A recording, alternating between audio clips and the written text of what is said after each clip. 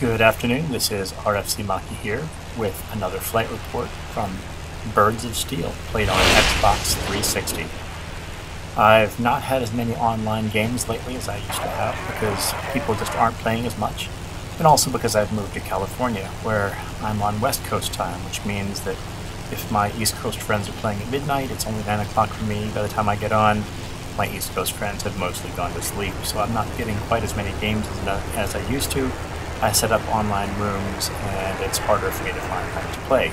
So consequently, I've been trying to play a bunch of offline games, and I've rediscovered and I'm enjoying these games quite a lot.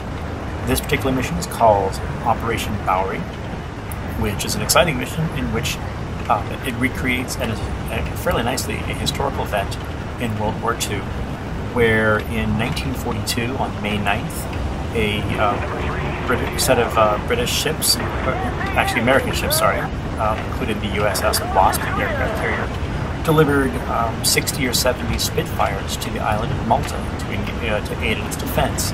Malta had been part of a giant bombing campaign from the Germans and Italians for a while, and so the Spitfires were meant to relieve that pressure. These Spitfires had some problems. Their long-term fuel tanks, their long-distance fuel tanks were not working very well, and so these planes couldn't fly very long. And so on this mission, strangely enough, you get to take off from the aircraft carrier, the USS Wasp, and fly to Malta. Now, in the beginning of this mission, you've got just 5 minutes to fly to the island and to land your plane in time to refuel it. Remember, you've got no long-term fuel tanks, or long-distance fuel tanks, and so you've got to land. Now, when you pull up the map in this game, it doesn't show you exactly where the landing strips are, but I've played this island enough to where I know that at least it's the location of 2 landing strips, I think 3 small landing strips, and so I flew to the island kind of between them and scanned around. Once the map came up, I realized that it was the southernmost landing strip, the main landing strip. In fact, it's the one that you use when you test fly planes off of Malta, or when you fly exploration maps off of Malta. It's the liftoff landing strip there, which comes up actually quite suddenly, so I had to take my Spitfire and land very quickly. Now, part of the pressure of landing quickly is because we know that in this game, a German bombing force is coming to destroy those Spitfires. Historically, that would have been Italian planes. You can see one of the landing strips down there below to my left, but I'm landing to my right over here. Now, historically, the Germans knew that the Spitfires were being delivered, and so they sent a force to destroy them. This would have been Italian planes and Italian bombers, MC-202s, and a number of Italian bombers. In this game, I believe, I don't know if the 202s were there, but certainly the bombers were German 111s, I believe, in this map. At this point, I don't know what happened. My engine shut off. I don't know if I turned it off and that I was coming in hot, or if for some reason my engine just shut off. It could be that the game may have set up so that the fuel ran out. And that looks like a smooth landing, except for I lifted off again and bounced. And I believe when I actually flew it, I wound up ramming my prop into the ground. But fortunately, since I was already landing, my ground crew took care of it. Now, I was reading historically that some of these planes were down on the ground for 6 whole minutes until they were refueled, loaded up, and then sent back up into the air. And the game does a pretty good job of that. So once you've landed, the second part of the mission starts, where you've got to take off and you've got to face the incoming German bombers, or in this case, it should be the Italian bomber.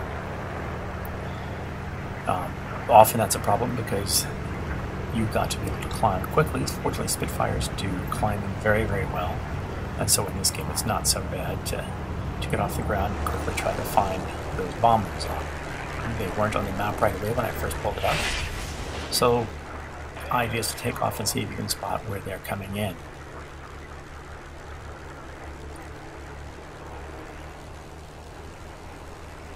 This map is one of my favorite maps. I love the terrain, I love the buildings of this map, and I actually enjoy fighting over the waters. This is quite nice. The game is also set up to where it's sometime at the end of the day, so the sun is beginning to set. For whatever reason, I decided to do a quick check of the external part of my plane. I think I couldn't tell whether or not my flaps were up or not. And so I checked the map here and discovered that the planes are actually very close to me. It turns out they aren't very high, so I've got to climb here to try to see if I can't reach those bombers coming in. You can see some of the other planes have already started attacking. You can see the tracer fire up there. I don't know how my allies climbed that quickly, but So I think I'm actually the only plane that actually did land to refuel. And that was just pure optimism there. I don't know what I was doing, just firing into the air, which is not good because Spitfires run out of ammo very, very quickly. The bombers take a sort of a circular tour over the island, dropping altitude, I think, which helped me. And that helped get me into range. The bomber's also flying quite slow in this map, so it doesn't take very long to catch up to them. I enjoy the games where there's a rich amount of targets to fly through. I think bombers are particularly challenging. Now the Spitfire Mark V is certainly a great plane to fly, mostly because it's full of cannons in the wings, and those cannons will shred most things very quickly.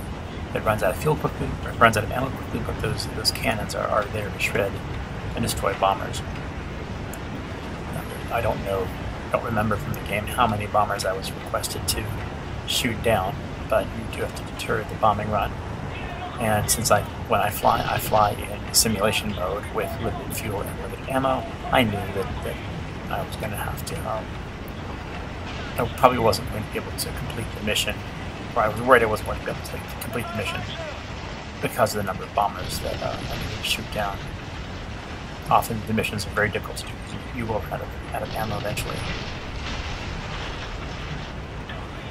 No. These bombers, for whatever reason, also didn't seem to have tail gunners, which is strange. So this mission is not nearly as painful. You can actually get behind the planes a bit because they don't shoot back.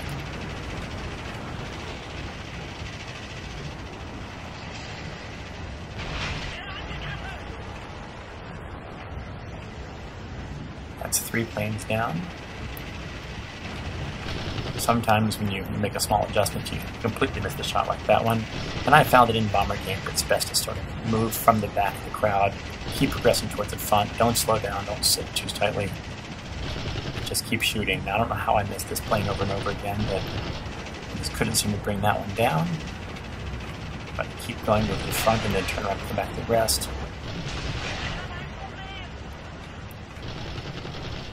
Last plane. Trying to do some damage here as I approach. Up, and ammo runs out, so there's nothing more I can do at that point. But you can see a number of bombers have been evacuated, pilots have jumped out, you can see the smoke trails and them going down. And I believe the game was very close to awarding me the victory at this point. So I just sort of did some victory flying by. I thought I could see if I'd fly through, get a little bit better image of what was happening with the bombers. They seem to have been largely destroyed, a few remaining, but sometimes the game just only needs a certain number of kills before the bombers flee and head back to where they're from. And that was a great mission, short and sweet, but really exciting. I highly recommend you check it out. See you guys next time. Bye.